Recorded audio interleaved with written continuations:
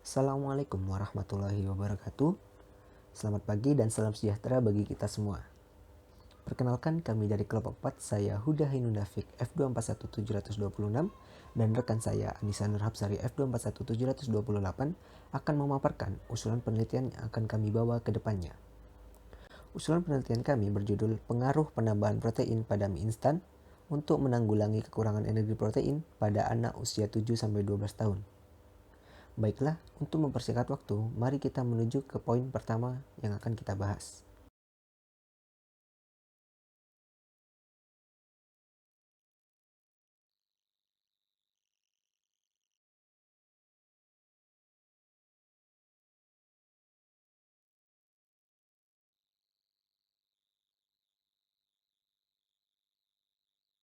Pada latar belakang, ada 4 poin utama. Yang pertama ada KEP atau kekurangan energi protein. KEP merupakan salah satu penyakit gangguan gizi yang penting di Indonesia maupun di negara berkembang lainnya. Menurut WHO, kekurangan energi protein merupakan suatu keadaan di mana berat badan anak kurang dari 80% indeks berat badan menurut umur yang disebabkan oleh kurangnya zat gizi, karbohidrat, dan protein. Kurangnya konsumsi energi dan protein tersebut disebabkan oleh pola konsumsi anak-anak di Indonesia yang lebih menyukai makanan fast food.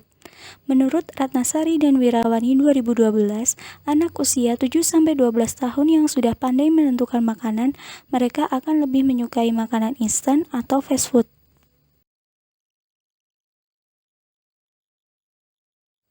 Makanan instan yang sering dikonsumsi contohnya yaitu mie instan. Mie instan sendiri cenderung rendah serat, tinggi kalori, tinggi lemak, tinggi garam natrium, serta kolesterol. Menurut penelitian yang dilakukan oleh Wandasari pada tahun 2014, menunjukkan bahwa sejak awal tahun 1990, mie instan merupakan makanan favorit bagi semua kalangan, baik dari usia dini hingga lansia. Dalam sebungkus mie instan mengandung sekitar 8-11 gram protein, 17 gram lemak total, dan 53 gram karbohidrat. Terdapat pula kandungan bahan tambahan makanan seperti monosodium glutamat, sodium tripolifosfat, natrium benzoat, tartrazin yellow sebagai pewarna makanan pada mie instan. Pembuatan mie instan biasanya menggunakan bahan baku berupa tepung terigu. Selain tepung terigu, biasanya juga digunakan tepung jenis lain seperti tepung tapioka. Pada penelitian ini, pembuatan mie instan akan menggunakan tepung tempe di samping penggunaan tepung terigu dan tepung tapioka, sehingga dapat diharapkan meningkatkan kandungan protein pada mie instan. Menurut Bastian et al. 2013, kandungan protein pada tepung tempe sebesar 46%. Selain itu, diversifikasi tempe dalam bentuk tepung tempe menjadikan tempe lebih fleksibel dalam penggunaannya dan lebih lama masa simpannya. Pembuatan mie instan juga melibatkan penggunaan salah satu zat aditif, yaitu monosodium glutamat atau MSG, tepatnya pada bumbu mie instan. Menurut Rangkuti et al. 2012, MSG merupakan garam natrium dari asam glutamat yang membuat rasa masakan menjadi lebih lezat. Akan tetapi, penggunaan MSG yang melampaui batas dan dikonsumsi secara terus-menerus dalam jangka waktu yang lama akan menimbulkan berbagai macam efek samping bagi kesehatan. Oleh karena itu, perlu adanya substitusi suatu bahan yang dapat memperbaiki cita rasa juga tetap aman bagi kesehatan.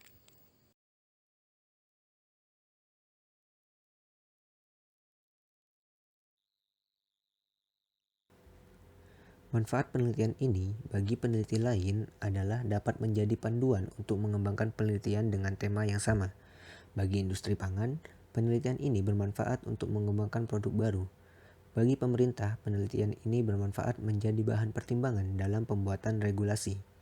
Manfaat secara langsung penelitian ini adalah tersedianya produk mie instan yang mengandung kadar protein sebesar 30% sebagai alternatif produk pangan yang membantu penanggulangan masalah KEP khususnya untuk anak usia 7-12 tahun.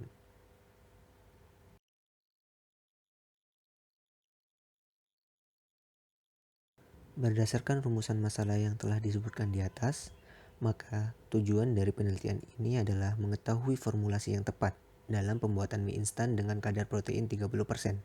serta dapat diterima oleh masyarakat, khususnya anak usia 7-12 tahun.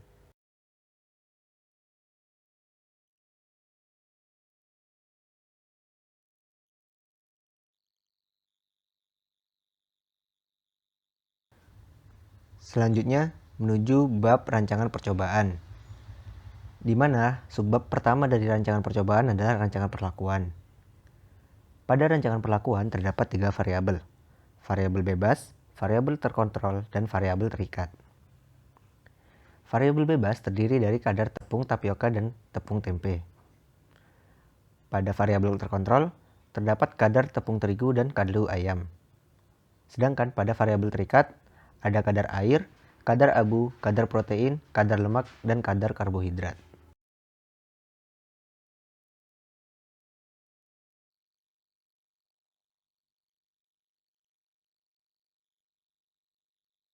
Untuk optimasi formula digunakan Response Surface Methodology atau RSM dengan formulasi komposisi mie instan yang telah disajikan pada tabel 1 yang dibuat dengan menggunakan program DX7 dengan desain yang dipilih D-optimal dan dilakukan sebanyak 13 run. Komponen yang dipilih yaitu tepung terigu dengan kadar 60% secara konstan, kaldu ayam secara konstan 5%, tepung tempe dengan batas nilai minimum 10% dan batas nilai maksimum 30%, serta tepung tapioka dengan batas nilai minimum 5% dan batas nilai maksimum 25%. Respon yang diukur meliputi kadar air, kadar abu, kadar protein, kadar lemak, dan kadar karbohidrat.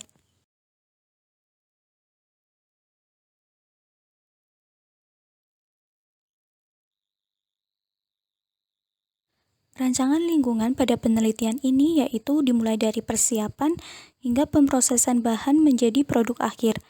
Proses tersebut diantaranya meliputi proses pengukusan atau steaming dengan uap panas pada suhu 98 derajat Celcius, kemudian proses penggorengan mie instan dengan metode deep fat frying dengan suhu 150 derajat Celcius selama 3 menit, dan proses pendinginan atau cooling dengan suhu 40 derajat Celcius.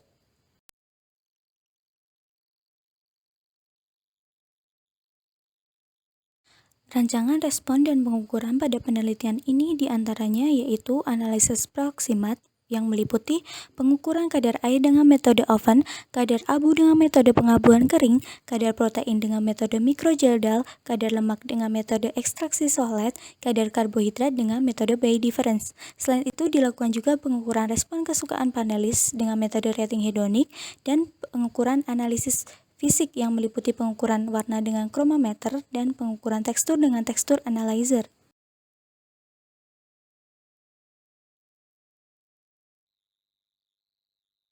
Baik, cukup sekian presentasi dari kelompok kami. Apabila ada kesalahan, kami mohon maaf. Wassalamualaikum warahmatullahi wabarakatuh.